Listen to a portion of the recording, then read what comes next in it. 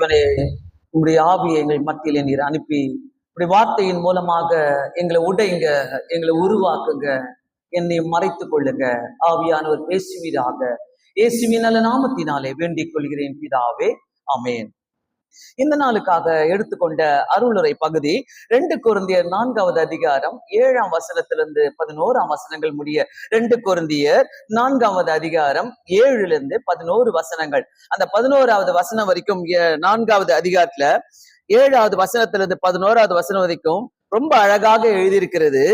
மகத்துவம் உள்ள வல்லமை எங்களால் உண்டாயிராமல் தேவனாய் உண்டாயிருக்கிற விளங்கும்படி இந்த பொக்கிஷங்களை மண்பாடங்களிலே பெற்றிருக்கிறோம். ஆமென். மகத்துவம் உள்ள வல்லமை எங்களால் உண்டாயிராமல் தேவனாய் உண்டாயிருக்கிறது என்று இந்த பொக்கிஷத்தை அவங்க பாருங்க, அந்த பவுல் அடிகளார் எழுதுறாரு, இந்த பொக்கிஷத்தை, எந்த பொக்கிஷம்? ஆண்டுடைய வல்லமையை குறிக்கிறது. அந்த பொக்கிஷத்தை மண்பாண்டங்களிலே பெற்றிருக்கிறோம். நான் இந்த வசனத்தை முக்கியமாக இந்த நாளிலே மண்பாண்டங்களை பத்தி, நான் பொக்கிஷத்தை பத்தி பேசும்போது அதுக்கு கீழே வருகிற வசனங்களையும், நாங்கள் எப்பக்கத்தில் நெருக்கப்பட்டாலும் ஒடுங்கி போகிறதில்லை, கலக்கம் அடைந்தாலும் மனமுறிவு அடைவதில்லை. இந்த தைரியமான ஒரு வசனம் இன்னைக்கு நம்மோடு கூட கர்த்தர் பேச போகிற ஒரு வசனம். நாங்கள் எப்பக்கத்தில் நெருக்கப்பட்டும் ஒடுங்கி போகவே மாட்டோம். எல்லாரும் சொல்லலாமா? நாம் எப்பக்கத்தில் நெருக்கப்பட்டோம் ஒடுங்கி போகிறதில்லை, கலக்கம் அடைந்தும் மனமுறிவு அடைவதில்லை. ஆமென். நல்ல ஒரு வசனத்தை இன்னைக்கு கர்த்தர் நமக்காக கொடுத்திருக்கிறாரு. மண்பாண்டங்கள் என்று சொல்லும் போதே, அந்த மண்பாண்டங்கள் யாரு? நம்ம தானே அந்த மண்பாண்டங்கள். நம்மளுடைய கை கலரை பாருங்களேன். நீங்க வெள்ளையா இருக்கிறீங்களோ, கருப்பா இருக்கிறீங்களோ, இல்ல ரெட்டா இருக்கிறீங்களோ, பச்சையா இருக்கிறீங்களோ, எந்த கலரா இருந்தாலும் இந்த கலரையும் வெளியில மண்ணையும் பாருங்க, எப்படி இருக்கிறோம்? ஒரே கலரா இருக்கிறோமா? ஒரே கலரா இருக்குமா? எல்லாருமே ஒரே கலர் தானே. ஒத்துக்கிறீங்களா? இத ஒன்னும் கருத்து மாற்றம் கிடையாது. இல்ல நான் வெள்ளையா இருக்கிறேன், நான் வேற மண்ணுனாக்கா அங்க போய் பாருங்க, ஒரே கலர். நம்ம எல்லாம் அந்த மண்ணுல இருந்தா நம்ம உருவாக்கப்பட்டோம். கரெக்டா? அப்ப எப்போ உடைஞ்சு போவோம்? மண்ணு தானே நம்பலாம், மண்பாண்டங்கள் தானே நம்பலாம். எப்போ உடைஞ்சு போவோம் தெரியாது இல்ல. ஆனா ரொம்ப அழகாக இங்க பவுல் அடிகளார் சொல்லுகிறாரு, இந்த பொக்கிஷத்தை நாங்கள் மண்பாண்டங்களிலே பெற்றிருக்கிறோம் என்று. இந்த பொக்கிஷத்தை பொக்கிஷம்னா என்னது? இயேசு கிறிஸ்துவினுடைய வல்லமை, உயிர்த்தெழுதலின் வல்லமை, இயேசு கிறிஸ்துவினுடைய ஜீவன். அங்க கீழே இருக்கிறது. அந்த இதெல்லாம் 10வது வசனத்துல, இயேசுவின் மரணத்தை குறித்து எப்போதும் எங்க சரீரத்திலே நாங்கள் சுமந்து கொண்டிருக்கிறோம்ன்றாரு. இயேசுவின் மரணத்தை குறித்து, உயிர்த்தெழுதலை குறித்து எங்களுடைய சரீரத்திலே நாங்கள் சுமந்து கொண்டிருக்கிறோம். நம்ம சரீரம் சொல்றதோட நம்மளுடைய வாழ்க்கையில நம்ம மண்பாண்டங்கள் என்று சொல்லலாம். மண்பாண்டங்கள் சொன்னாதான் நமக்கும் கொஞ்சம் யோசிப்போம். இல்ல, நான் வேஸ்ட் தான், என்னைக்கும் நான் உடைஞ்சிருவேன், நான் என்னைக்கும் வேணா போயிடுவேன், இந்த மண்பாண்டம் தேவையே கிடையாது. இந்த மண்பாண்டத்துக்குள்ள என்னென்ன வச்சிருக்கிறோம். ஆனா இங்க பவுல் அடிகளார் சொல்றாரு, இயேசுனுடைய உயிர்த்தெழுதல் எனக்குள்ள இருக்கிறது, அவருடைய வல்லமை எனக்குள்ள இருக்கிறது, இயேசுனுடைய ஜீவன் எனக்குள்ள இருக்குது. இது எல்லாமே மண்பாண்டங்களிலே இருக்கிறது. அந்த மண்பாண்டங்களிலே பெற்றிருக்கிறோம். அந்த விலையேற பெற்ற பொக்கிஷத்தை நம்ம மண்பாண்டங்களிலே பெற்றிருக்கிறோம். சோ அது கன்ஃபார்ம்னாக்கா நம்ம எல்லாருமே தைரியமா சொல்ல முடியும், எனக்குள்ள இருக்கிறவர் இயேசு கிறிஸ்துடைய ஜீவன், இயேசு கிறிஸ்துடைய உயிர்த்தெழுதல், இயேசு கிறிஸ்துடைய வல்லமை எனக்கு இருக்கிறது. பொக்கிஷத்தை எப்படி மண்பாண்டத்துல வைப்பாங்க? யாருன்னா யோசிக்கிறோமா? நம்ம வீட்டுல இருக்கிற பொக்கிஷத்தையோ, நகையோ, பணத்தையோ ஒரு பானைக்குள்ள வைப்போமா? அந்த காலத்துல வைப்பாங்க. இப்ப வச்சிருக்கிறோமா? இப்ப எல்லாம் பீரோக்குள்ள வச்சு அதுக்குள்ள ஒரு பூட்டு, அதுக்குள்ள ஒரு பூட்டு, அதுக்குள்ள ஒரு சீக்ரெட் பாக்ஸ், அப்படிதான் வைப்போம். ஆனா இந்த மண்பாண்டங்களில அவர் சொல்றாரு, இந்த பொக்கிஷத்தை நீங்கள் பெற்றிருக்கிறீர்கள். இந்த பொக்கிஷம், அந்த மண்பாண்டங்கள் தான் நம்ம. இந்த மண்பாண்டத்துல இயேசு கிறிஸ்துவினுடைய வல்லமை இருக்கிறது, உயிர்த்தெழுதலின் வல்லமை இருக்கிறது, ஜீவன் இருக்கிறது. ஆனா இந்த பொக்கிஷத்துக்குள்ள இத்தனை பொக்கிஷத்தை நமக்குள்ள வச்சிருக்கிறார். நமக்குள்ள வச்சிருக்கும் போது எத்தனை பேர் இதை ரியலைஸ் பண்றோம் தெரியல, எத்தனை பேர் இதை நம்ம உணர்றோம் தெரியல. இந்த பொக்கிஷங்கள் எனக்குள்ள இருக்குதுன்னா இந்த மண்பாண்டத்தை நான் எப்படி பாதுகாத்து கொள்ளணும்? இது உடைந்து போகாதபடிக்கு நான் பாதுகாத்து கொள்ளணும். அதுதான் ஒரு முக்கியமே. இந்த ஒரு முக்கியமான கருத்தை நம்ம மறக்கவே கூடாது. இந்த மண்பாண்டத்துல இருக்கிற பொக்கிஷத்தை நம்ம மறக்க கூடாது. மண்பாண்டத்துல இருக்கிற பொக்கிஷம், அந்த பொக்கிஷம் என்ன? நம்ம ஆல்ரெடி கேட்டோம்ல, அந்த ஆண்டுடைய வல்லமையை பார்க்குது, உயிர்த்தெழுது. அந்த மண்பாண்டங்கள் யார்? நம்ம தான். பலவீனமான ஒரு மண்பாண்டங்கள் நம்மெல்லாம். பலவீனமான மண்பாண்டங்கள் உடையக்கூடியது சாதாரணமான மனிதர்களாகிய நாம் இந்த மண்பாண்டங்களாக இருக்கிறோம். இந்த பலவீனமான நம்மள தேவ கிருபைய நம்பி நம்ம வாழும் போது இந்த மண்பாண்டங்கள் இன்னும் கொஞ்சம் ஸ்ட்ராங்கா இருக்கும். மண்பாண்டங்கள் என்றாலே வீட்டுல இருக்கிற மண்பாண்டத்தை ஒரு பானையை தூக்குனாலே உடஞ்சு போயிடும். என்ன தவறி கிவறி விழுந்தா அது உடஞ்சிரும். அது நம்மளுக்கு தெரியும். அதை இப்படி எல்லாம் ஹேண்டில் பண்ணணும், அப்படி ஹேண்டில் பண்ணணும், பத்திரமா பிடிக்கணும். அதை இந்த கெடுக்கி மூலமாக இப்படி பிடிச்சி பானையெல்லாம் நீங்க தூக்க முடியாது, கையில தான் தூக்குவீங்க. அப்போ அந்த ஒரு மண்பாண்டத்துக்கே நம்ம இவ்வளோ ஒரு மதிப்பை கொடுக்குறோம்னாக்கா, அதை நம்ம எடுத்து பத்திரமா வச்சுக்கிறோம்னாக்கா, இந்த பொக்கிஷங்கள் நிரம்பிய இந்த சரீரத்தை, இந்த மண்பாண்டத்தை நம்ம எப்படி வச்சுக்கிறோம் யோசிச்சு பாருங்களேன். இந்த மண்பாண்டங்கள் நம்ம எப்படி வைத்துக் கொள்கிறோம்? நம்முடைய வாழ்க்கையும் பலவிதமான பலவீனங்களினாலும் சோதனைகளினாலும் குறைபாடுகளினாலும் நிறைந்த ஒரு மண்பாண்டம். ஒரு பக்கம் ஆண்டோடைய ஜீவன் இருக்குது, உயிர் தேடுதல் இந்த மண்பாண்டத்துல இருக்கிறது, ஆண்டோடைய வல்லமை இருக்கிறது. இன்னொரு விதத்துல நம்ம பாத்தீங்கன்னா பலவீனமான பாண்டங்கள் என்று பார்க்கிறோம். பலவீனமான பாண்டங்கள், பலவீனமான காரியங்கள், சோதனைகள், குறைபாடுகள் நமக்குள்ள நிறைந்த ஒரு மண்பாண்டமா இருக்கிறோம். எப்ப பாரு ஆண்டவர்கிட்ட நம்ம எப்படி ஜெபம் பண்ணுவோம்? ஆண்டவரே நான் குறைவுள்ளவள் ஆண்டவரே, நான் குறைவுள்ளவன் ஆண்டவரே, எனக்குள்ள நிறைய ஆண்டவரே சுவாமி தவறுகள் இருக்குது ஆண்டவரே, எனக்குள்ள நிறைய ஆண்டவரே வேண்டாத காரியங்கள் இருக்கு. நம்ம ஜெபிப்போம். இந்த மண்பாண்டத்துக்குள்ள எப்படி இருக்கணும் தான் அவர் சொல்றார். பவுல் அடிகளார் சொல்லும் போது இந்த மண்பாண்டத்துக்குள்ள பலவீனமான பாண்டமா இருந்தாலும் கர்த்தர் நம்மளை எப்படி உபயோகப்படுத்திக்கிறார். நான் இதை பத்தி யோசிக்கும் போது நான் நினைச்ச ஒரு காரியம் என்னன்னாக்கா, ஒருத்தர் கிட்ட பேசும்போது இது எப்படிப்பட்ட மண்பாண்டம் தெரிஞ்சிடும் நமக்கு. இது சீக்கிரம் உடஞ்சிற மண்பாண்டமா, இல்ல இதுக்குள்ள நிறைய பொக்கிஷங்கள் இருக்கிற மண்பாண்டமா? பொக்கிஷங்கள் இருக்கிற மண்பாண்டனாக்கா அதுதான் இயேசு கிறிஸ்துவினுடைய வல்லமை, அதுதான் ஆண்டவருடைய கிருபை, அதுதான் ஆண்டவருடைய ஜீவன், உயிர்த்தெழுதலின் வல்லமை இருக்கும். பொக்கிஷங்கள் இல்ல இந்த மண்பாண்டம் உடஞ்சிடும். ஒருத்தருடைய பேச்சில தெரிஞ்சிடலாம், ஒருத்தருடைய செய்கையில நம்ம தெரிஞ்சுக்கலாம் எப்படிப்பட்ட ஆளு. சோ நம்ம ஒருத்தர் இதை பத்தி பேசும்போது உங்களுக்கு தெரியும், ஓ இது எப்படிப்பட்ட மண்பாண்டம், இது எப்படிப்பட்ட மண்ணு, இந்த மண்ணு எப்படி இருக்கிறது. இந்த மண்ணை உருவாக்க ஒரே மண்ணில தான் கர்த்தர் எல்லாரையும் உருவாக்குனார். மண்ணை எடுத்து ஆண்டவர் உருவாக்குனார். உருவாக்கும் போது இந்த மண்பாண்டத்துக்குள்ள இத்தனை பொக்கிஷங்களை வச்சிருக்கும் போது நம்ம யோசிக்காம இருக்கிறோம். நிறைய நேரங்களில நிறைய கெட்டதெல்லாம் வாங்கி உள்ள போட்டுக்கிட்டு அந்த பொக்கிஷம் எப்படி ஆண்டவருக்கு முன்பாக இருக்கும், எப்படி ஆண்டவருக்கு முன்பாக அது நிலைச்சு நிற்கும், எப்படி ஆண்டவருக்கு முன்பாக அது தாழ்மையா நிற்கும். யோசிச்சு பாருங்க. நமக்குள் இருக்கும் சுயநலம், அகந்தை, பெருமைகள், பொறாமைகள், இந்த மற்ற எல்லா பாவங்களும் நிறைந்த மண்பாண்டமாய் நம்ம காணப்படுகிறோம். பிரியமானவர்களே, ரொம்ப அழகான வசனங்கள் எல்லாம் நம்ம பார்க்கிறோம் இந்த வேதத்துல. இன்னைக்கு நம்ம வாசிக்கும் போது எப்படிப்பட்ட மண்பாண்டங்கள் நம்ம வாழ்ந்து கொண்டிருக்கிறோம், எப்படிப்பட்ட மண்பாண்டங்களாக நம்ம வாழ்ந்து கொண்டிருக்கிறோம் பார்க்கும்போது, நான் இன்னைக்கு காலையில படிக்கும் போது தீத்துல ஒரு அருமையான வசனத்தை பார்த்தேன். அதுல போட்டுக்குது, தீத்து 1வது அதிகாரம் 15வது வசனம், சுத்தமுள்ளவர்களுக்கு சகலமும் சுத்தமா இருக்கும். இந்த மண்பாண்டத்தை நான் கம்பேர் பண்ணி பார்க்கும்போது சுத்தமுள்ளவர்களுக்கு எல்லாம் சுத்தமா இருக்கும். அடுத்தது பாருங்க, அசுத்தமுள்ளவர்களுக்கும் அவ்விசுவாசிகளுக்கும் ஒன்றும் சுத்தமாய் இராது.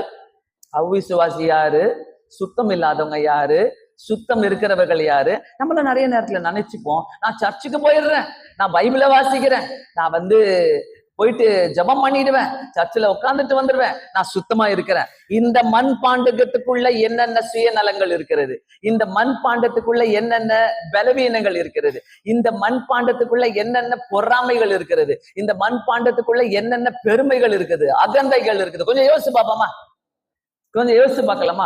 வெளியில காட்டிக்க மாட்டோம், அமைதியா இருப்போம். ஆனா நேரங்காலம் வரும்போது இழுத்து விடுவோம் பாருங்க. நான் இப்படிப்பட்ட ஆளு தெரியுமா, நான் எப்படிப்பட்ட ஆளு தெரியுமா, நான் என்னுடைய வம்சம் தெரியுமா, நான் யாரு தெரியுமா, எல்லாத்தையும் இழுத்து விடுவோம். மண்பாண்டங்கள்ங்க. நம்ம ஆண்டவர் வாதத்துல சொல்றாருல, நீ மண்ணிலே உருவாக்கப்பட்டாய், நீ மண்ணுக்கே திரும்புவாய். இந்த எச்சரிக்கையான வசனங்களை நம்ம கேட்டே ஆகணும். நம்ம எல்லாம் நல்லாவே வேதத்தை அறிந்தவர்கள், எல்லா வேத வசனங்களும் தெரியும். ஆனா இந்த மண்பாண்டத்தை நான் எவ்வளவு சுத்தமாக்கி வைத்தே கொண்டிருக்கிறேன். இந்த மண்பாண்டத்துக்குள்ள எப்படிப்பட்ட பொக்கிஷங்கள் இருக்கிறது, இது எனக்கு தெரிஞ்சிச்சுனாக்கா கண்டிப்பாக இந்த மண்பாண்டத்தை என்னால சுத்தமாக வைத்துக் கொள்ள முடியும். மண்பாண்டம் எவ்வளவு பலவீனமாக இருந்தாலும் அதன் மதிப்பு அதன் உள்ளே என்ன இருக்கிறது என்பதை பொறுத்தே நடக்கும். அதுக்குள்ள என்ன இருக்குது? மண்பாண்டம் எவ்வளவு பலவீனமா இருக்கலாம், கிராக் விட்டுருக்கலாம், லைசா ஒரு ஓல் இருக்கலாம், ஒரு ஓட்டை இருக்கலாம். ஆனா அதுக்குள்ள அதன் மதிப்பு அதன் உள்ள இருக்குது, அது உள்ள இருக்குது, அதனுடைய மதிப்பு அது உள்ள இருக்குது. அந்த மதிப்பை தான் எல்லாரும் பாக்குறாங்க, மண்பாண்டத்தை பார்க்கல. உனக்குள்ள என்ன மதிப்பு இருக்குது, எப்படிப்பட்ட மதிப்பை நீ வைத்திருக்கிற, எப்படி ஜனங்க உங்களை மதிக்கிறாங்க, எப்படி நீங்க ஜனங்களோடு எப்படி பழகுறோம்.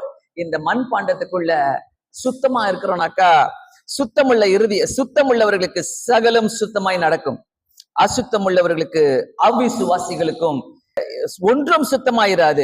அவர்களுடைய புத்தியும் மனசாட்சியும் அசுத்தமாயிருக்கும். ஏன், எதுக்காக இவ்வளவு வேதத்துல தெளிவா சொல்லுது? நான் சொல்லல, வேதத்துல அவ்வளவு தெளிவா சொல்லுது. அவங்களுடைய இருதயமும் மனசும் அவ்வளவு அசுத்தமா இருக்கும். மண்பாண்டம் சுத்தமா இருந்தா தாங்க சுத்தமா இருக்கும். மண்பாண்டத்துக்குள்ள அசுத்தம் இருந்தா அவளுடைய பேச்சுல, அவருடைய நடக்கையில எல்லாமே அசுத்தமா இருக்கும். எல்லாமே அசுத்தமா இருக்கும். நல்லா புரிஞ்சுக்கங்க. இதை எக்ஸ்பிளைன் பண்ணணும்னே நம்ம தேவை கிடையாது. நான் எப்படி வாழ்ந்துட்டு இருக்கிறேன் ஆண்டவருக்கு முன்பாக. நிறைய குடும்பங்களில பாத்தீங்கன்னாக்கா பலவிதமான பிரச்சனைகளும் கலக்கங்களும் துன்பங்களும் துயரங்களும் இருக்கும் போது இந்த மண்பாண்டத்துக்குள்ள சுத்தம் இருந்தா ஆண்டவர் தேடிட்டு வந்து நமக்கு பதில் தருகிற தேவனா இருக்கிறார். எத்தனை பதில்களை தருவார் தரமா, எப்படிப்பட்ட பதில்கள் எல்லாம் தருவார் தருமா.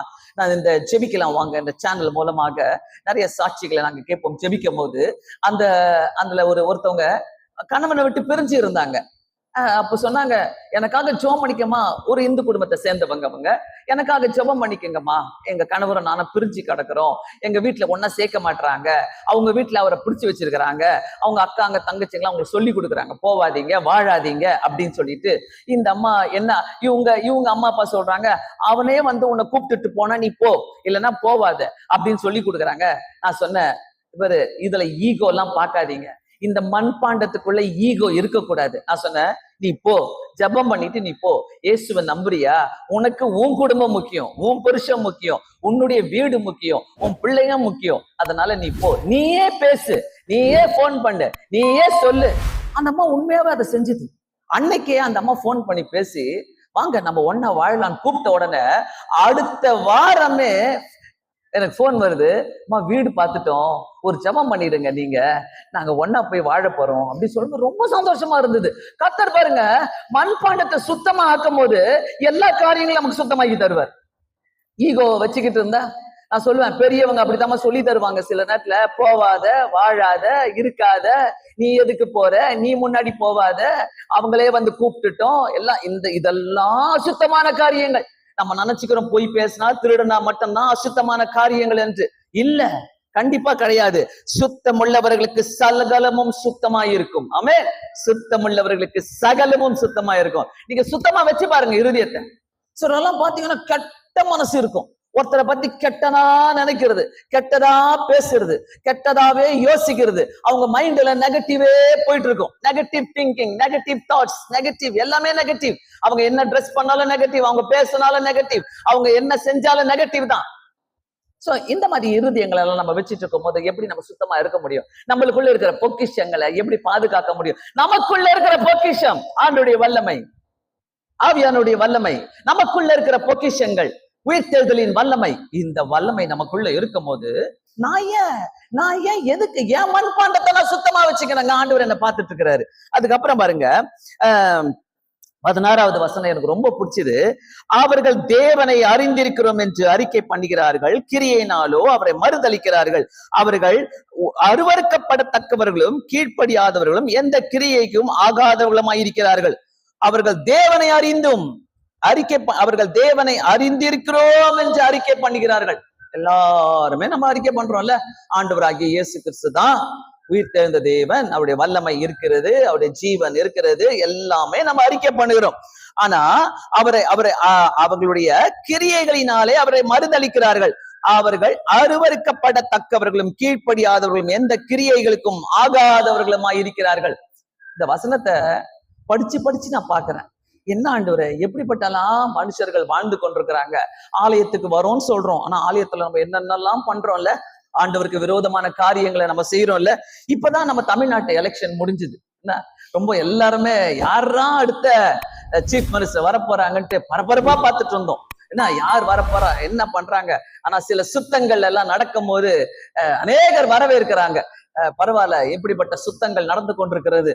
ஆனா நான் நினைச்சேன் நம்ம தமிழ்நாட்டு எலெக்ஷனே மேலு, நம்ம சர்ச்சில் நடக்க போற எலெக்ஷன்லாம் என்ன கெதியாக போதோ தெரியலையே. என்ன அடிச்சுப்பாங்க, புடிச்சுப்பாங்க, இன்னைக்கே பேப்பரை பார்ப்பாங்க, லிஸ்ட்ல இருக்குதான்னுவாங்க, என் பேர் இருக்குதான்னு இல்லைன்னாக்கா போய் சண்டை போடுவாங்க, எகிருவாங்க. நான் கேக்குறேன், நீ காசை கட்டினியா? ஃபர்ஸ்ட் உன்னுடைய டியூலாம் கட்டி போடு. ஃபர்ஸ்ட் டியூலாம் கட்டுங்க. அந்த அர்ப்பின் பண்டிகைக்கு ஏற்ற காசை கட்டுங்க. இது சொல்றதுலயே நான் தப்பு கிடையாது, நான் சொல்லிதான் ஆகணும். எந்த அளவுக்கு நம்ம சுத்தம் உள்ளவர்களா இருக்கிறோம், எந்த அளவுக்கு நம்மளுடைய மண்பாண்டங்களில இன்னைக்கு எல்லாம் பேசுவீங்கல்ல, அவருக்கு ஓட்டு போடு, இவருக்கு ஓட்டு போடு. நம்ம தமிழ்நாடு எலெக்ஷன் கேட்டுச்சுங்க. நம்மளுடைய எலெக்ஷன்ல பார்த்தீங்கன்னா அடி தடி, ஐயோ, ஒரு ஆலயத்துக்குள்ள வந்து இப்படியா, எப்படிப்பட்ட மண்பாண்டங்களாக நம்ம வாழ்ந்து கொண்டிருக்கிறோம், எப்படிப்பட்ட ஆட்சியை நம்ம செய்யணும்னு பாக்குறோம். ஆண்டவராகிய இயேசு கிறிஸ்து அரசாளுகிற ஆட்சியை செய்யணும்னு பாக்குறோமா? ஆண்டவரே, எனக்குள்ள எப்படிப்பட்ட காரியங்கள் இருக்கிறது? உண்மையா நான் சொல்றேன், தயவு செய்து நம்ம இதுல எல்லாம் உங்களுக்கு யார பிடிக்குதோ ஜோம் பண்ணுங்க, அவங்களுக்கு நம்ம போடலாம். என்ன அதெல்லாம் அதுக்குன்னு போயிட்டு அடியும் தடியும், ஆண்டவரே நீ இவனுக்கு போடு, அவங்களுக்கு போடு, இவங்களை வர விடாத, அந்த ஜாதியை வர விடாத. உண்மையா சொல்றேன், அங்க கூட நடக்காதுங்க, வெளியில எல்லாம் நடக்காதுங்க. உள்ளெல்லாம் பாத்தீங்கன்னாக்கா பயங்கரமான அட்டகாசம் நடக்கும். ஆனா ஜோம் பண்ணுங்க, கூடி ஜோம் பண்ணுங்க. ஜோம் பண்ணிட்டு, ஆண்டவரே எங்க சபையில, எங்க ஆலயத்துல நல்ல ஒரு லீடர்ஸ் எழுப்புங்க ஆண்டவரே, ஜெபிக்கிற லீடர்ஸ் எழுப்புங்க ஆண்டவரே, ஜெபிக்கிற ஆட்கள் எழுப்பிட்ட ஆண்டவரே. இப்படிப்பட்ட ஆட்கள் எழும்பும் போது சபை நமக்காக, கத்த நமக்காக நிக்கிற தேவனாயிருக்கிறார். மைக்கு கட் ஆயிடுச்சு போல நான் பேசும்போது. ஹலோ ஹலோ, சரிப்படுத்துங்கப்பா, கண்டிப்பா அதை சரிப்படுத்தினாதான் நான் பேசுவேன். வெயிட் பண்ணுங்க. ஓகே, எந்த நேரத்துல கட்டாச்சு பாத்தீங்களா? மண் பாண்டங்கள், மண் பாண்டங்கள். நம்ம எல்லாருமே மண் பாண்டங்கள். அடிச்சு புடிச்சுக்கிட்டு, சண்டை போட்டுக்கிட்டு, இதை செய்யணும் அதை செய்யணும். எல்லாருமே தேவனுடைய ராஜ்யம். அல்லேலூயா, இது தேவனுடைய ராஜ்யம். வெளியில எல்லாம் போய் அல்லேலூயா சொல்லும். இங்க அல்லேலூயா சொன்னா முறைச்சி பார்த்துருப்பீங்க. என்ன அல்லேலூயா, ஆமே. பிஷப்பே சொல்ல வைக்கிறாருங்க. ஆமே, அல்லேலூயா. யாரையும் நான் தூங்க வைக்க மாட்டேன், தூங்காதீங்க கண்டிப்பா. ஏன்னா நம்மள எல்லாம் உடைக்கப்பட்டதனாலதான் மண்பாண்டங்கள், உடைக்கப்பட்ட மண்பாண்டங்களா இருக்கிறோம். ஆமே, நான் எப்படி இருக்கணும் ஆண்டவரே, என் வாழ்க்கை எப்படி இருக்கணும் ஆண்டவரே, மற்றவர்களுக்கு பிரயோஜனமான வாழ்க்கையை நான் வாழ்ந்து கொண்டிருக்கிறேன், மற்றவர்களுக்கு பிரயோஜனமான ஒரு மண்பாண்டமாக நான் வாழ்ந்து கொண்டிருக்கிறேன். மற்றவங்க என்ன பார்க்கும் போது இவங்க கிட்ட இதை கத்துக்கணும், அவங்க கிட்ட இதை கத்துக்கணும், இதை நான் எடுத்து செய்யணும், நான் எடுத்து செய்யணும். நம்ம வாழும் போது வீட்டுக்குள்ள விட்டு கொடுத்தாலே ஆலயத்துல விட்டு கொடுப்போம், சமுதாயத்துல விட்டு கொடுப்போங்க. உண்மையா சொல்றேன், வீட்டுக்குள்ள நம்ம சண்டை போடுறோம்னாக்கா அந்த சண்டையின் ஆவியை உள்ள கொண்டு வருவோம். இந்த சண்டைகளின் ஆவியை உள்ள கொண்டு வந்து, பொறாமைகளை உள்ள கொண்டு வந்து, கெட்ட எண்ணங்களை உள்ள கொண்டு வந்து, வேண்டாத காரியங்களை உள்ள கொண்டு வந்து, இல்ல இப்படிதான் நடக்கும், அப்படிதான் நடக்கும். கண்டிப்பா நான் சொல்றேன், எப்பவுமே நான் பார்த்திருக்கிறேன், சின்ன வயசுல இருந்து நிறைய பேருடைய குடும்பங்களில பார்த்திருக்கிறேன். இந்த பாலிடிக்ஸ் பண்றவங்க, அரசியல் பண்றவங்க, கெட்டதை செய்யறவங்க, சுத்த குணம் இல்லாம இருக்கிறவங்க, அசுத்தமான குணத்துல இருக்கிறவங்க, இவங்களுடைய வாழ்க்கையில பாத்தீங்கன்னா ஒன்னும் ஜெயிக்க போறது. எதனா ஜெயிச்சிருக்கிறாங்களா? பார்த்துக்கிறீங்களா? எல்லா அரசியல் குடும்ப பார்த்துக்கலாம் பாருங்க, எதனா ஒரு பிரச்சனை இருந்துட்டு இருக்கும். எல்லார் வீட்லயும் இருக்கிறது ஒண்ணு, ஆனா அது ஸ்பெஷலா இருக்கும் அவங்க வீடுகளில. அதனால அந்த ஆலயத்தின் அரசியல்களை நம்ம பண்ணும் போது ரொம்ப ஞானமா பண்ணணும். ஆண்டவரே, நான் சுத்தமுள்ள மண்பாண்டமா இருக்கணும் ஆண்டவரே. எனக்குள்ள இருக்கிற பொக்கிஷம் உயிர்த்தெழுதலின் வல்லமை, ஆமென், இயேசு கிறிஸ்துவினுடைய வல்லமை, ஆண்டவர் ஜீவனுள்ள வல்லமை, எனக்குள்ள இருக்கிற பொக்கிஷங்கள். அந்த பொக்கிஷத்தை நான் உபயோகப்படுத்தி கொண்டா அது எனக்கு பிரயோஜனமா இருக்கும். 15வது அதிகாரம், யோவான் எழுதின சுவிசேஷம் 15வது அதிகாரத்தில் நம்ம பார்த்தோம். ரொம்ப அழகாக எழுதி இருக்கிறது. என்ன 26வது வசனம், பிதாவினிடத்திலிருந்தும் நான் உங்களுக்கு அனுப்ப போகிறவரும் பிதாவினிடத்தில் புறப்பட போகிறவரும் ஆகிய சத்திய ஆவியான தேற்றரவாளன் வரும்போது அவர் என்னை குறித்து சாட்சி கொடுப்பார். நீங்களும் ஆதி முதல் என்னோடு கூட இருந்தபடியால் எனக்கு சாட்சிகளாய் இருப்பீர்கள். ஆண்டவர் கேட்கிற மண்பாண்டம் சாட்சி உள்ள மண்பாண்டம். ஆமென். என்னன்னா வருத்தங்க, எப்படிப்பட்ட கஷ்டம்னா வருத்தங்க, எப்படிப்பட்ட நெருக்கடினா வருத்தம், எப்படிப்பட்ட துன்பங்கள் ஆனா மட்டும், ஆண்டவரே சாட்சி உள்ள வாழ்க்கை எனக்கு தாங்க, நான் சாட்சியா வாழ்றேன்னா. எப்படிப்பட்ட சாட்சி எனக்குள்ள இருக்கிறது? மற்றவங்க என்னை பார்த்து சொல்லும் போது நீங்க சூப்பரா இருக்கிறீங்க, நல்லா இருக்கிறீங்க, எப்படி இப்படி ஒரு நல்ல குணம், எப்படி நீங்க இதை செய்றீங்க, எப்படி நீங்க இப்படி வாழ்ந்துட்டு இருக்கிறீங்க, எப்படி நீங்க சமாதானமா வாழ்றீங்க. பிரியமானவர்களே, ஒரு ஜபம், ஒரு குடும்ப ஜபம் வீட்டுக்குள்ள இருக்கிற அத்தனை பிரச்சனையும் வெளியே அனுப்பிடும். வீட்டுக்குள்ள இருக்கிற அத்தனை பிரச்சனையும் வெளியே போகும். ஒரு குடும்ப ஜபம், ஒரு முழங்கால் படிட்டு ஜபம். என் பொண்ணுக்கு கல்யாணம் ஆகல, என் பையனுக்கு கல்யாணம் ஆகல, என் பையனுக்கு கவர்மெண்ட் வேலை கிடைக்கல, என் பொண்ணுக்கு கவர்மெண்ட் வேலை கிடைக்கல, என் பொண்ணு விட்டுட்டு வந்துருச்சு. இந்த பிரச்சனைகள்லாம் பாத்தீங்கன்னா உச்ச கட்டத்துல இருக்கும். நான் சொல்றேன், ஒவ்வொரு குடும்பத்திலையும் ஜபம் ஒண்ணு இருந்துச்சுனாக்கா நீங்க முன்னேற முடியும். சிலருக்கெல்லாம் முட்டி போட்டு ஜபம் பண்றதுக்கு வெக்கப்படுவாங்க. ஏன்னா பக்தின்னு சொல்லிடுவாங்கல்ல, நீ ரொம்ப பக்தியா இருக்கிற, வீட்டுல எப்ப பாரு ஜபம் பண்ணிட்டு இருக்கிற, வீட்டு வேலையை பாருன்னு சொல்லுவாங்கல்ல. இல்ல, நம்ம ஒரு சுத்தமுள்ள மண்பாண்டங்களா இருக்கிறோம்னாக்கா, எனக்குள்ள ஒரு சுத்தமான பொக்கிஷங்கள், எனக்குள்ள இருக்கிற பொக்கிஷத்தை நான் மதிக்கிறேன். அந்த பொக்கிஷம் அன்பு, அந்த பொக்கிஷம் ஆண்டவருடைய அரவணைப்பு, அந்த பொக்கிஷம் ஜீவனுள்ள தேவன், அவருடைய வல்லமை. இந்த பொக்கிஷங்கள் எனக்கு இருக்கும் போது கர்த்தர் என்ன உயர்த்த வல்லவரா இருக்கிறார். மண்பாண்டம் உடைக்கப்பட்டால்தான் உள்ளே இருக்கிற வெளிச்சம் மற்றவங்களுக்கு தெரியும். உள்ள ஒரு வெளிச்சம் இருக்குதுங்க, மண்பாண்டத்துக்குள்ள ஒரு வெளிச்சம் இருக்குது. அந்த நியாயாதிபதிகள் 7வது அதிகாரத்துல நம்ம வாசிக்கிறோம். எல்லாருடைய கைகளிலும் அந்த மண்பாண்டங்களை வைத்திருக்கிறாங்க, அந்த தீபத்தை வைத்திருக்கிறாங்க. அது உடைக்கப்பட்டால் தான் உள்ளே இருக்கிற வெளிச்சம் தெரியும் என்று நியாயாதிபதிகள் 7வது அதிகாரத்துல நம்ம வாசிக்கிறோம். ஆனா இந்த இடத்துல நான் சொல்றேன், நமக்குள்ள இருக்கிற மண்பாண்டங்கள் உடைக்கப்பட்டால் தான் அங்க இருக்கிற அந்த வெளிச்சத்தை தெரியும். எல்லாரும் நம்ம வந்திருக்கிறோம் இன்னைக்கு ஆலயத்துக்கு. ஏதாவது ஒரு சொல்லுங்க, ஏதாவது ஒரு நல்ல வார்த்தை சொல்லுங்க. ஒரு நல்ல வார்த்தை என்னன்னாக்கா, நமக்குள்ள இருக்கிற மண்பாண்டம் சுத்தமா இருந்தாலே போதும். அந்த சுத்தமா 16வது அதிகாரம், யோவான் எழுதின சுவிசேஷம் 16வது அதிகாரம் 1வது வசனத்துல, நீங்கள் இடரல் அடையாதபடிக்கு இவைகளை உங்களுக்கு சொன்னேன். ஆண்டவர் ரொம்ப தெளிவா பேசுவார் எல்லாத்துலயும். நீங்க டிஸ்டர்ப் ஆகாதீங்க, எதை குறிச்சும் டிஸ்டர்ப் ஆகாதீங்க. எதை குறித்தும், என்னடா இது இப்படி நடக்குது, என்னடா இது இப்படி பேசுறாங்களே, என்னடா இது இப்படி எலெக்ஷன் இப்படி இருக்குது, என்னடா இப்படி யாரு எந்த கட்சி வர போறாங்க. எந்த கட்சி வந்தா என்ன, சபைக்காக கர்த்தருக்காக உழைக்க போறோம், அவ்வளவுதானே. வேற எதனா செய்ய போறீங்களா? உங்களை தூக்கிட்டு போயிட்டு கொண்டு போயிட்டு எங்கன்னா சட்டசபையில உட்கார வைக்க போறாங்களா? எங்கேயும் கிடையாது, ஒன்னும் கிடையாது. இந்த சபைக்காக நான் ஒரு வேலைக்காரியாக உழைக்கிறேன் ஆண்டவரே. அந்த செஞ்சுக்கிட்டு அதை சொன்னாலே நம்ம போதும். பெரிய டைட்டில போட்டுக்கிட்டு நான் தான் இது, நான் தான் இந்த பார்ட்டி, நான் தான் இந்த பதவியில இருக்கிற ஆண்டவர் அதான் சொல்லு, இடரல் அடையாதபடிக்கு எச்சரிக்கையா இருங்க. யோவான் சுவிசேஷத்தை இடரல் அடையாதபடிக்கு எச்சரிக்கையா இருங்கள். அவர்கள் உங்களை ஜப ஆலயங்களுக்கு புறம்பாக்குவார்கள். ஜப ஆலயங்களுக்கு புறம்பாக்குவார்கள். நல்லா கேளுங்க இந்த வசனத்தை, எங்கேயும் பார்க்காதீங்க, இந்த வசனத்தை பாருங்க. மேலும் உங்களை கொலை செய்கிறவன் தான் தேவனுக்கு தொண்டு செய்கிறவன் என்று நினைக்கும் காலம் வரும். பாத்தீங்களா வேதத்துல? உங்களுக்கு அதாவது ரொம்ப தெளிவா சொல்லுது, புறம்பாக்குவார்கள். உங்களை கொலை செய்கிறவன் தான் தேவனுக்கு தொண்டு செய்கிறவன் நினைப்பான். தேவனுக்கு தொண்டு செய்கிறவன். கொலை செய்கிறதுனா லிட்டரலா கத்தி எடுத்து வந்து குத்துறது கிடையாது. ஒவ்வொரு வார்த்தையினால கொலை செய்கிறது, ஒவ்வொரு வார்த்தையை தூக்கி போடுறது, ஒவ்வொரு வார்த்தைக்கு நம்ம கீழ்ப்படியாம அந்த வார்த்தைகளை போடுறதுனால அவங்களுக்கு நினைப்பு தொண்டு செய்யறோம்னு. சர்ச்சுக்குள்ள வந்து சண்டை போட்டுட்டா ஆண்டவருக்காக நான் சண்டை போட்டேன் சொல்ல முடியுமா? No no no no please. அந்த மாதிரி நம்ம ஒரு ஐடியால எடுக்கிறோம்னாக்கா நம்மளுக்குள்ள ஒரு சுத்தமான மண்பாண்டங்கள் இல்லை. நாம் சுத்தமான மண்பாண்டங்கள் கிடையாது. சுத்தமான மண்பாண்டங்களா இருக்கணும்னாக்கா, ஆண்டவரே என்ன எப்படி எடுத்து உபயோகப்படுத்த போறீங்க? நான் என்ன செய்யணும் ஆண்டவரே? குட்டி சாமுவேலு குழந்தையா வந்தாரு, தீர்க்கதரிசியா மாறினாரு.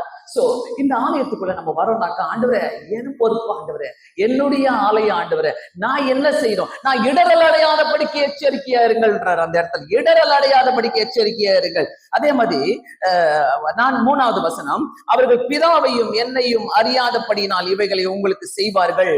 ஆமென். பிதாவையும் என்னையும் இயேசு கிறிஸ்துவையும் அறியாதபடியினால், அவங்களுக்கு தெரியாது. ஆண்டவர் ஒருத்தர் பார்த்துட்டு இருக்கிறாரு, இயேசு கிறிஸ்து ஒருத்தர் பார்த்துட்டு இருக்கிறாரு, பிதாவானவர் பார்த்துட்டு இருக்கிறாரு, பரிசுத்த ஆவியானவர் நம்முடைய மத்தியில இருக்கிறாரு. ஒன்னும் தெரியாது, எதுவுமே தெரியாது. அதெல்லாம் தெரியாம இன்னைக்கு போயிட்டு நம்ம என்ன பண்ணுவோம்? இதை யோசிப்போம், அதை யோசிப்போம், அதை பேசுவோம், இதை பேசுவோம். இவ்வளத்தையும் கேட்டுட்டு நம்ம என்ன பண்ணுவோம்? என் பேர் இல்லை பத்தியா, நான் கேட்கிறேன், நீ ஒழுங்கா உன்னுடைய காசெல்லாம் கட்டிட்டியா, பணத்தெல்லாம் கட்டிட்டியா? கட்டாம இருந்தா தானே, இருந்த கட்டலதாங்க போட மாட்டாங்க, கட்டியிருந்தா போட்டிருப்பாங்க. இதுதான் டைலாக, வேற எதுவுமே இல்லை. ஆனா நம்ம போயிட்டு இதெல்லாம் யோசிப்போம், இதெல்லாம் பண்ணிக்கிட்டே இருக்கோம். பிதாவத்தை நம்மளை பார்த்துட்டு இருக்கிறாரு. நான் சர்ச்சுக்கு உள்ள சண்டை போட மாட்டேன், வெளியில சண்டை போட வேண்டுமாங்க சிலர். தயவுசே செய்யாதீங்க, தயவுசே செய்யாதீங்க, அதெல்லாம் செய்யவே செய்யாதீங்க. அதெல்லாம் பொல்லாத, ஒரு சுத்தமில்லாத அசுத்தமான காரியங்களா இருக்கிறதுனால ஆண்டவர் பிதாவானவர் நம்மளை பார்த்து கொண்டிருக்கிறதுனால, ஆண்டவரே சுத்தமான ஒரு மண் பாண்டமாக நீர் என்னை மாற்ற வேண்டும். 4வது வசனம், யோவான் சுவிசேஷம் 16வது அதிகாரம் 4வது வசனம். அந்த காலம் வரும்போது நான் இவைகளை உங்களுக்கு சொன்னேன் என்று நீங்கள் நினைக்கும்படி இவைகளை உங்களுக்கு சொல்லுகிறேன். அந்த காலம் வரும்போது, அந்த காலத்துலதான் நம்ம நடந்து கொண்டிருக்கிறோம். இந்த காலத்துல நம்ம நடந்து கொண்டிருக்கும் போது, ஆண்டவரே நான் எப்படி இருக்கணும் சொல்லி இருக்கிறேன். நான் உங்களுடனே இருந்தபடினால் ஆரம்பத்திலே இவைகளை உங்களுக்கு சொல்லவில்லை. ஆண்டவர் கூடவே இருக்கிறதுனால அதெல்லாம் அவங்களுக்கு தெரியாம இருந்துச்சு. தெரியாம அவங்க பாட்டு போய்கிட்டே இருந்தாங்க. நமக்கு எல்லாமே தெரியும். கர்த்தர் நமக்கு எல்லாத்தையும் சொல்லி கொடுத்துட்டே இருக்கிறாரு, அந்த சொல்லி கொடுத்துட்டே இருக்கிறாரு. அதே மாதிரி பாத்தீங்கன்னாக்கா தீத்துல 1வது அதிகாரத்துல 9வது வசனத்துல ஆரோக்கியமான உபதேசத்தை கர்த்தர் நமக்கு கொடுத்திருக்கிறார். ஆரோக்கியமான உபதேசங்கள், அந்த ஆரோக்கியமான உபதேசங்கள் எதிர்த்து பேசுறவர்களை கண்டனம் பண்ணவும் வல்லவனுமாயிருக்கும்படி நான் போதிக்கப்பட்டிருக்கிறதுக்கு கேட்ட உண்மையான வசனத்தை நன்றாய் பற்றி கொண்டிருக்கிறேன். ஆரோக்கியமான வசனங்கள் நமக்குள்ள இருக்கும் போது, அந்த 2வது அதிகாரம் 1 வசனமோ, நீயோ ஆரோக்கியமான உபதேசத்துக்கு ஏற்றவர்களை பேசு. ஆரோக்கியமான உபதேசத்துக்கு ஏற்றவர்களை பேசு. பிரியமானவர்களே, யோசிங்க, ஆண்டவருக்கு நான் எப்படி பக்தியா வாழ முடியும்? உலகத்துல நம்ம வாழ போற வாழ்க்கை வெரி ஷார்ட். பார்த்துருவாங்க, எங்க தாத்தாவை பார்ப்பேன், பாட்டனை பார்ப்பேன், பூட்டனை பார்ப்பேன், பேத்தியை பார்ப்பேன், கொள்ளு பேரனை பார்ப்பேன், எல்லாத்தையும் சொல்லலாம் நம்ம. ஆனா எந்த அளவுக்கு நம்ம என்ன பண்ண போறோம், எப்படி வாழ்ந்துட்டு இருக்கிறோம், எங்க இருக்குது நம்ம லைஃப்? இன்னைக்கு கண்ணை மூடனா நான் எங்க போவேன்? இன்னைக்கு கண்ணை மூடனா நான் எந்த இடத்துக்கு போவேன்? பரலோகமா நரகமா? ஆலயத்துக்கு வந்துட்டா பரலோகம் போயிடுவோம் நினைக்கிறோம். இல்ல, ரட்சிப்பு இருந்தாதான் நமக்குள்ள பரலோகம் போக முடியும். சுத்தமான மண் பாண்டங்களை வாழ்ந்தாதான் நம்ம பரலோகத்துக்கு போக முடியும். எனக்குள்ள சுத்தமான பொக்கிஷங்கள் இருந்தாதான் ஜீவனுள்ள தேவனுடைய வல்லமை, உயிர்த்தெழுதலின் வல்லமை இருந்தா மட்டுமே பரலோகத்துக்கு போக முடியும். பரலோகத்துக்கு நான் போயிடுவேன். பரலோகத்துக்கு போய் நான் சுத்தமான மண்பாண்டமா இருக்க நம்ம பேசுறோம்னாக்கா, பிரியமானவர்களே, நமக்குள்ள ஜப வாழ்க்கை எப்படி இருக்குது? நமக்குள்ள வேத வாசிப்பு எப்படி இருக்குது? நிறைய பேர் வேதம் கூட வாசிச்சிருக்க மாட்டாங்க. இன்னைக்கு அப்படியே சர்ச்சுக்கு வந்துடுவாங்க. நம்ம சர்ச்சுக்கு தானே போறோம், பைபிளை வாசிக்க மாட்டாங்க, ஜபம் பண்ண மாட்டாங்க. ஆனா இங்க வந்து எல்லா குறையும் கண்டுபிடிப்பாங்க. பாஸ்டர் இப்படி திரும்பிக்கிட்டாரு, அப்படி திரும்பிக்கிட்டாரு, அவங்க இப்படி முட்டி போட்டாங்க, அவங்க இந்த ட்ரெஸ் போட்டு வந்தாங்க, அப்படி வந்தாங்க, எல்லா குறையும். நல்ல மண்பாண்டத்துக்குள்ள இப்படிப்பட்ட ஆட்டிடியூட்லாம் இருக்காது. நல்ல மண்பாண்டங்களா இருக்கணும். ஆண்டவர் நம்மளை ரொம்ப அழகா படைச்சிருக்கிறாருங்க, சூப்பரா படைச்சு வச்சிருக்கிறாரு. நமக்குள்ள இருக்கிற அத்தனை பொக்கிஷங்கள், நல்ல குணங்களை கொடுத்து வச்சிருக்கிறாரு, நல்ல காரியங்களை நமக்குள்ள கொடுத்து வச்சிருக்கிறாரு. நல்லதை யோசிக்கணும். ஒருத்தவங்க வந்து ஏதாவது ஒரு பிரச்சனையை சொல்றாங்கன்னு வைங்களா, என்ன பண்ணுவோம்? உடனே காது கொடுத்து, அப்படியா அவ்வளவு மோசமானவங்களா? அவங்களுக்கு அவங்க மோசமானவங்களா இருக்கிறோம், உங்களுக்கு இல்லையே. ஆனா நம்ம என்ன பண்ணுவோம்? காது கொடுத்து கேட்டு அவங்களை என்ன பண்ணுவோம்? இப்படியா அப்படியான்னு கேட்டு ஒரு பெரிய ஒரு பூகமத்திய கலப்பி விட்டுருவோம். இல்ல, நல்ல மண்பாண்டங்கள், ஜீவனுள்ள தேவனை கொடுங்க. ஆரோக்கியமான வசனங்களை, ஆரோக்கியமானவர்களை பேசுங்க. ஆரோக்கியமானவர்களை பேசும்போது இடரல் அடையாதபடி இருப்பீர்கள். நம்மள என்னென்னலாம் செய்ய தெரியுமா? அந்த காலத்து மிஷனரிகள் பயங்கரமா வந்து எங்கேயோ நாட்டை விட்டு கடல் தாண்டி, எல்லாத்தையும் தாண்டி, ஊரை தாண்டி எல்லாம் வந்து இங்க லாங்குவேஜை கத்துக்கிட்டு அவங்க இந்த தமிழ் பைபிளை டிரான்ஸ்லேட் பண்ணி இன்னைக்கு இருக்குது பாருங்க நம்ம கையில இந்த தமிழ் பைபிள். இந்த தமிழ் பைபிள் யார் பண்ணா? சீகன் மல்லையா வந்து நமக்காக அவர் ஜெயில உட்கார்ந்து அந்த தமிழ் பைபிளை டிரான்ஸ்லேட் பண்றாரு. தன்னுடைய மனைவி இறந்துட்டாங்க, பிள்ளைங்க இறந்துட்டாங்க, அவர் விட்டு கொடுக்கவே இல்லை. அதான் அந்த வசனத்துல சொல்லுது பாருங்க, நாங்கள் எப்படியும் நெருக்கப்பட்டும், எப்பக்கலத்திலே நெருக்கப்பட்டும் ஒடுங்கி போகிறதில்லை, கலக்கம் அடைந்த மனமுறிவு அடைவதில்லை, துன்பப்படுத்தப்பட்டும் கைவிடப்படுகிறதில்லை, கீழே தள்ளப்பட்டும் அடைந்து போகிறதே கிடையாது. இந்த வாக்குத்தத்தங்கள் நமக்கு நிச்சயமாக வேண்டும். நிறைய பேரை பார்ப்பேன் நானு, என்னுடைய ஜபத்துல வந்து கலந்து கொள்றவங்க நிறைய பேர் ஆன்லைன்ல வந்து சொல்லுவாங்க, ஐயோ அம்மா இப்பவே ஜெபம் பண்ணுங்க, இப்ப பண்ணுங்க. எனக்கு என்னன்னு கேட்டா, அவ்வளோ நாள் ஜாலியா இருப்பாங்க. திடீர்னு ஆண்டவர் போட்டு ஒரு சாட்டைய போட்டு அப்படி இழுப்பாரு பாருங்க. வீட்டுக்குள்ள பிரச்சனை, பிள்ளைகள் மத்தியில பிரச்சனை, கணவன் மனைவிக்குள்ள பிரச்சனை, கடன் பிரச்சனை, பண கஷ்டங்கள் எல்லாம் வந்துடும். வந்த உடனே ஆண்டவர் போட்டு இழுத்தோன்னு, ஏசப்பா எங்களை கைவிட்டுட்டீங்களே.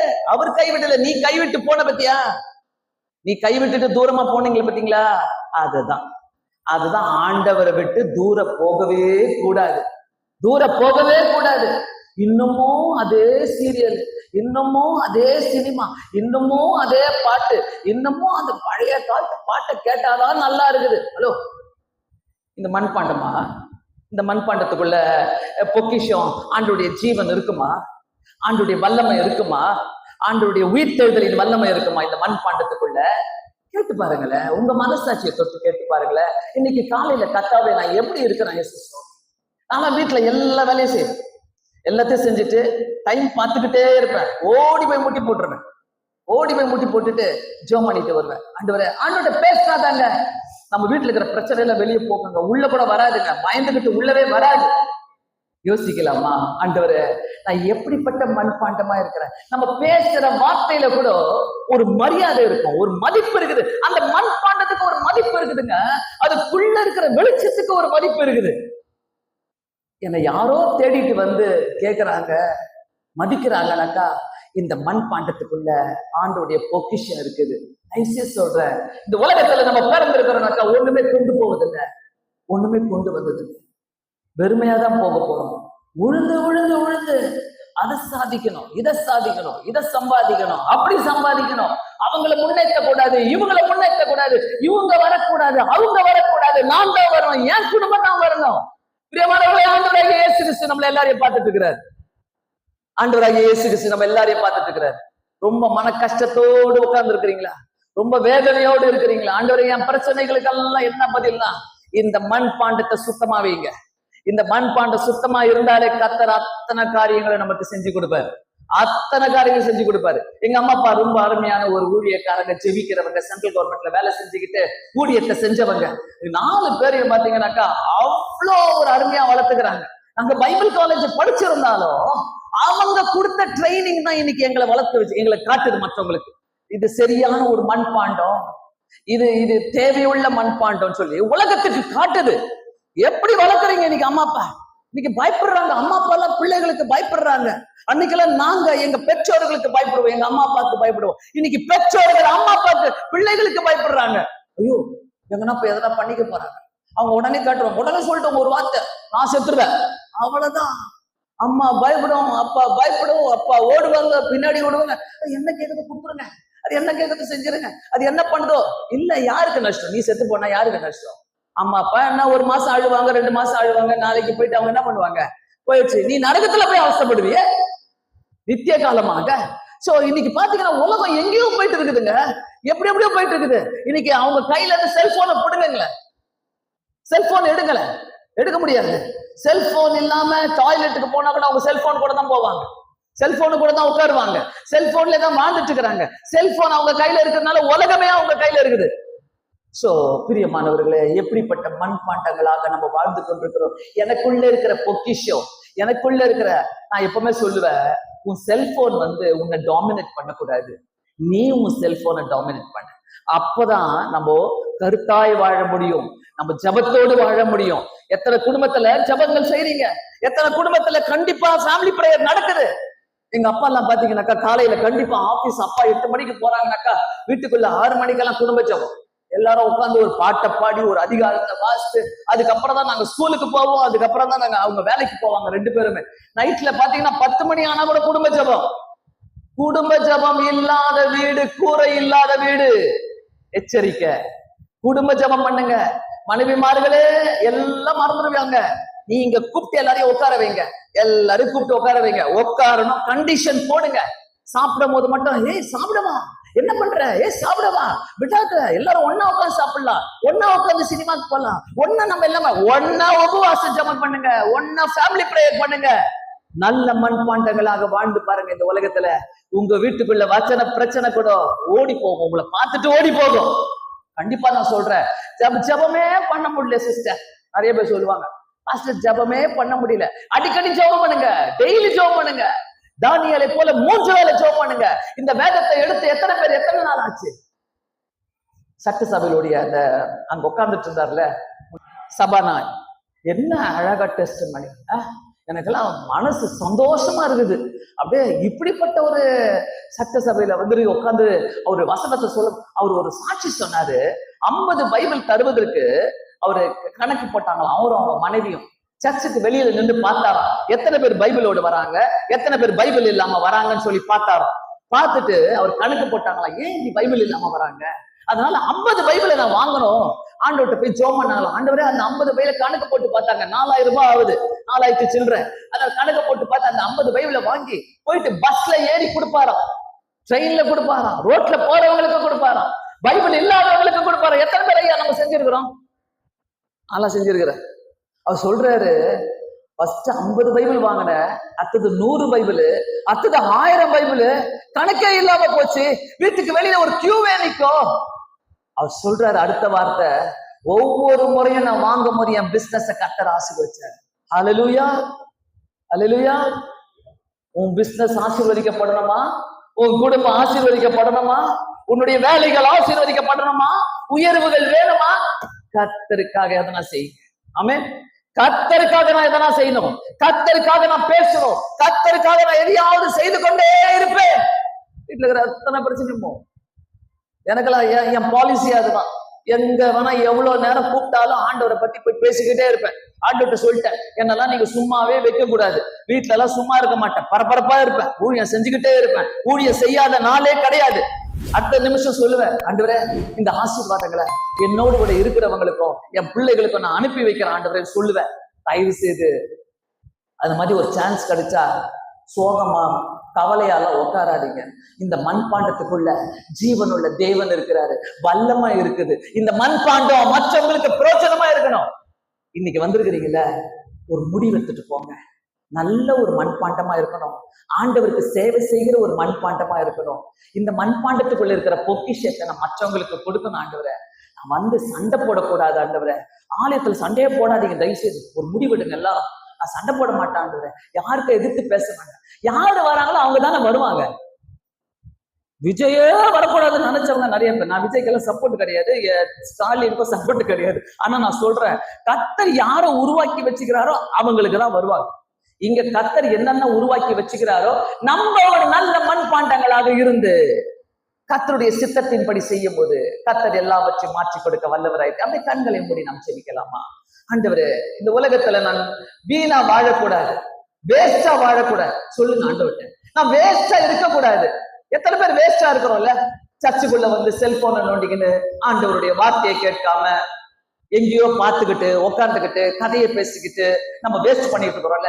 செல்போனை எடுத்து நோண்டிட்டு இருக்கிறீங்க எத்தனை பேர் வெளியில உட்காந்துக்கிட்டு. அப்ப எதுக்கு ஆலயத்துக்கு வரும்? ஆண்டவரே, என் மண்பாண்டத்துக்குள்ள ஜீவன் இருக்குது ஆண்டவரே, இந்த மண்பாண்டத்துக்குள்ள ஆண்டவரே இயேசுப்பா உங்களுடைய வல்லமை இருக்குது, உயிர் தேர்தலின் வல்லமை இருக்குது ஆண்டவரே, எனக்கு அதை கொடுங்க. எல்லாருமே ஜெபம் பண்ணுங்க. என் வீட்டுக்குள்ள குடும்ப ஜெபம் நடக்கணும். எனக்கு முன்னாடி இருக்கிற பிரச்சனை ஒரு பெரிய மண்பாண்டமா இருக்குது, எனக்கு முன்னாடி இருக்கிற பிரச்சனை ஆண்டவரை எடுத்து போடுங்க. கர்த்தர் இன்னைக்கே எடுத்து போடுவார். நீ ஆண்டவருக்காக ஒரு முடிவெட, ஆண்டவருக்காக அர்ப்பணித்து ஒரு முடிவெடுங்க. கர்த்தர் அதை மாற்ற வல்லவராக இருக்கிறார். எல்லாருமே ஜெப சிந்தனையோடு ஒரு அர்ப்பணிப்போடு ஜெபிக்கலாம். ஆலயத்துக்கு வந்து ஆண்டவரே உம்முடைய வசனத்தை கேட்டு கீழ்ப்படிந்து உம்முடைய ஊழியத்தை செய்ய எனக்கு உதவி செய்ய. ஒரு சுத்தமுள்ள மண்பாண்டமாக இருக்கணும் ஆண்டவரே. ஆலயத்துக்கு வந்து வீண் வார்த்தைகளை நான் பேசக்கூடாதுன்னு சொல்லுங்க. ஆலயத்துக்கு வந்து நான் கலவரம் பண்ணக்கூடாதுன்னு சொல்லுங்க. ஆலயத்துல நான் அரசியல் பண்ணக்கூடாது ஆண்டவரே. ஆலயத்துல நான் உமக்காக சுத்தமான ஒரு மண்பாண்டமாக, பொக்கிஷங்கள் நிறைந்த ஒரு மண்பாண்டமாக இருக்க எனக்கு உதவி செய்ய.